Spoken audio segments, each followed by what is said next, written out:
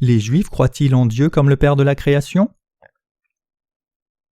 Les Juifs croient en Dieu comme étant leur Père, le Créateur de l'univers, qui gouverne sur la vie et la mort de l'humanité, tout comme sur l'élévation et la chute des nations.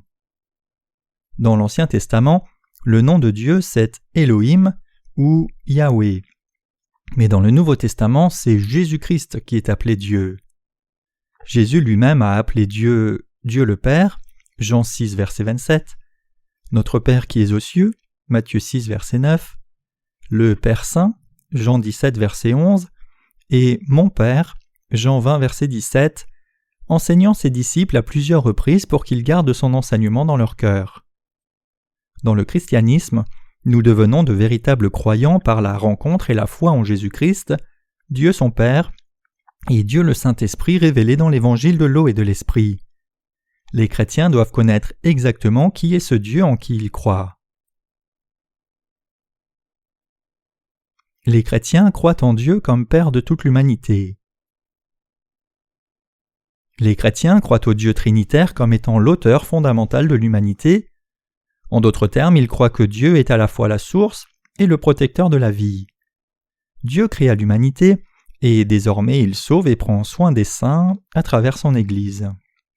Puisque le Dieu de la chrétienté créa l'univers entier et fit les êtres humains à son image, il est le Père de toute l'humanité. Lorsqu'un missionnaire prêcha l'Évangile à certains Américains autochtones pour la première fois, un vieux chef lui demanda « Avez-vous dit que Dieu est notre Père ?» Le missionnaire répondit sérieusement « Oui ». Le chef lui demanda alors une fois de plus « Êtes-vous en train de dire que Dieu est donc aussi mon Père ?» Le missionnaire répondit « Certainement ». Tout à coup, le visage du chef s'illumina, il étendit ses mains et déclara « Alors vous et moi sommes frères ». En Dieu le Père, tous les êtres humains sont frères et sœurs physiquement. Leur fraternité spirituelle, d'un autre côté, est rendue complète lorsqu'ils croient dans l'évangile de l'eau et de l'esprit. La vraie paix mondiale ne se trouve que lorsque les gens rencontrent et servent Dieu le Créateur, qui est la source de l'humanité. Si les êtres humains restent ignorants en ce qui concerne Dieu, ne recherchent qu'à la source de leurs propres ancêtres et poursuivent un nationalisme chauvin, l'humanité va certainement s'autodétruire par l'orgueil, la convoitise, la jalousie, la haine, les conflits et les guerres. Ainsi, nous devons tous devenir les enfants spirituels de Dieu par la foi dans l'évangile de l'eau et de l'esprit que Dieu nous a donné. C'est Dieu le Père qui nous procure de doux matins ensoleillés, de magnifiques couchers de soleil, les 4 saisons, ainsi que le jour et la nuit. Et c'est lui qui nourrit et prend soin de toutes les formes de vie, autant des humaines qu'animales, en répandant la pluie et la neige et en nous donnant les fruits abondants de la terre. C'est pourquoi le psaume 100, verset 3 chante « Sachez que l'Éternel est Dieu, c'est lui qui nous a fait et nous lui appartenons.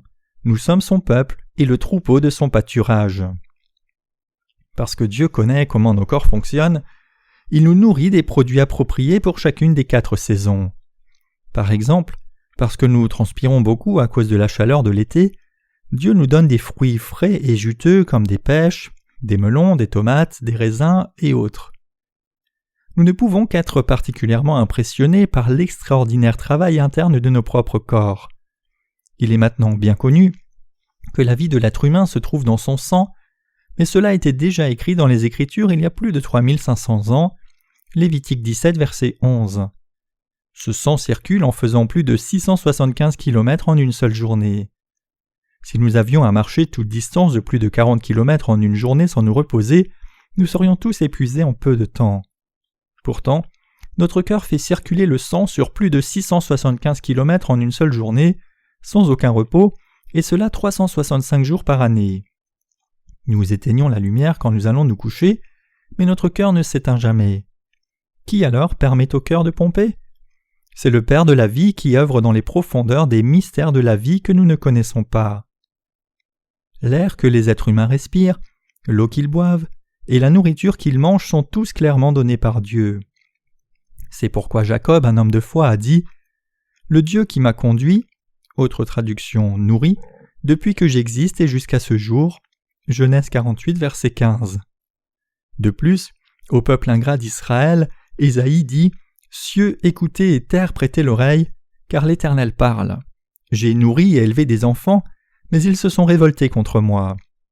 Le bœuf connaît son possesseur et l'âne la crèche de son maître. Israël ne connaît rien, mon peuple n'a point d'intelligence. Ésaïe 1, versets 2 à 3. Ainsi, nous devons réaliser que c'est Dieu qui nourrit et pourvoit à nos âmes. Dieu est le dispensateur et le Père de toute l'humanité.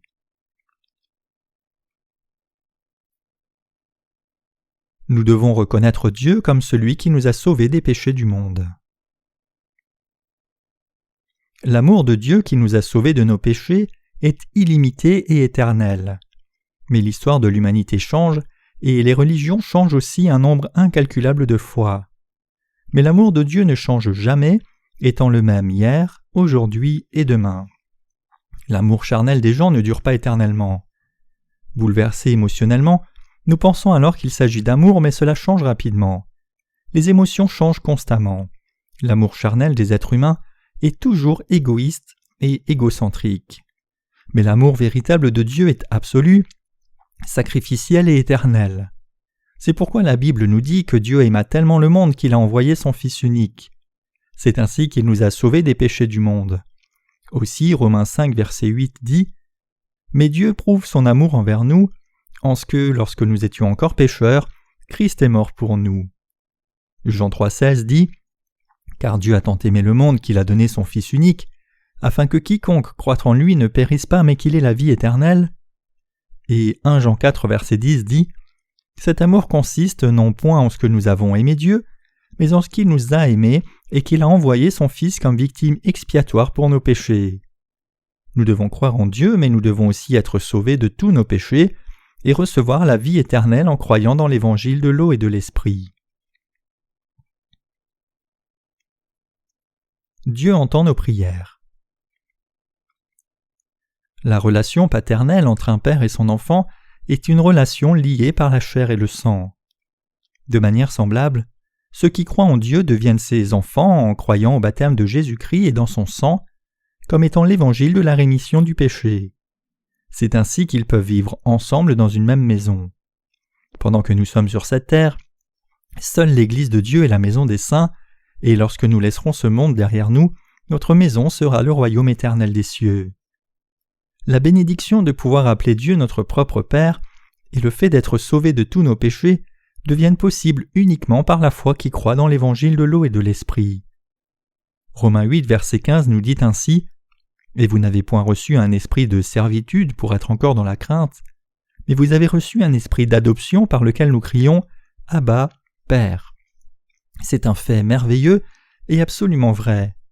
Le véritable évangile de l'eau et de l'esprit est l'évangile qui pardonne chacun de tous les péchés. Par conséquent, c'est par la foi que nous pouvons être pardonnés de tous nos péchés. Et le Saint-Esprit peut venir habiter uniquement dans ceux qui ont été pardonnés de tous leurs péchés en croyant dans l'évangile de l'eau et de l'esprit. Seuls ceux qui ont reçu le Saint-Esprit peuvent devenir ses fils et ses filles.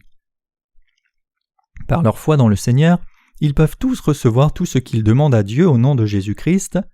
Jean 16, 23 déclare ainsi « En vérité, je vous le dis, ce que vous demanderez au Père, il vous le donnera en mon nom. » Dieu est le Père qui, peu importe à quel point les croyants continuent à faire appel à son nom, n'est jamais ennuyé ni réprobateur.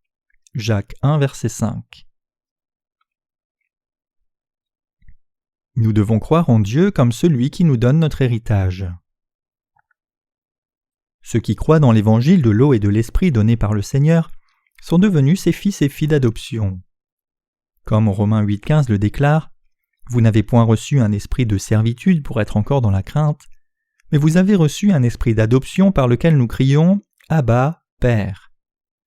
S'ils sont devenus les fils et filles de Dieu, cela signifie alors qu'ils jouiront certainement de leur héritage qu'est la vie éternelle. Comme Romains 8, versets 17 à 18 le dit, « Or si nous sommes enfants, nous sommes aussi héritiers, héritiers de Dieu et co-héritiers de Christ si toutefois nous souffrons avec lui.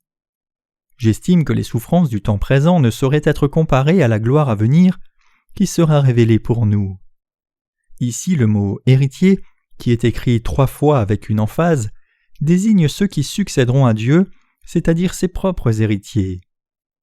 Galates 4, verset 7 déclare aussi « Ainsi tu n'es plus esclave mais fils, et si tu es fils, tu es aussi héritier par la grâce de Dieu.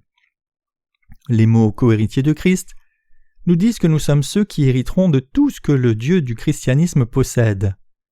Par nous-mêmes, nous ne pouvons même pas espérer entrer dans le royaume des cieux sans la foi qui croit dans l'évangile de l'eau et de l'esprit. Mais en croyant au baptême et au sang du Fils unique de Dieu, nous pouvons recevoir la rémission de nos péchés, puis entrer dans le royaume des cieux. Jean 6, verset 39 déclare « Or, la volonté de celui qui m'a envoyé, c'est que je ne perde rien de tout ce qu'il m'a donné, mais que je le ressuscite au dernier jour. »